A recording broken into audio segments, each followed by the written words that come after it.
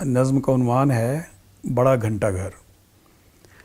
दिन अध जले सिगरेटों से दागदार हाथ बांधे खड़ा मुझ पर हमला करने का मंसूबा बना रहा है।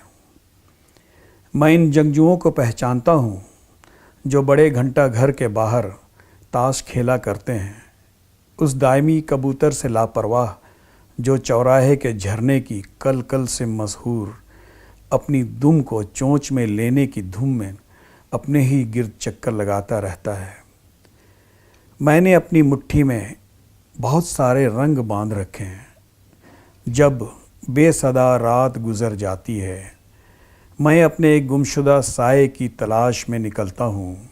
एक शुत्र बेमहार की तरह मेरा साया अज़ खुद नमूदार होता है।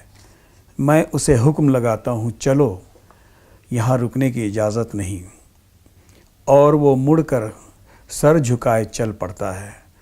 मैं घंटा घर के साए में बैठा उसे जाते देखता रहता हूँ, यहाँ तक कि आसमान सूरज से खाली हो जाता है और सिगरेट के दागों से छलनी स्ट्रीट लैम्प की रोशनी में मेरा साया नमूदार होता है और मुझे उठाकर चल पड़ता है। मैं और मेरा साया बड़े घंटा घर के बाहर हमेशा के किस्से हैं।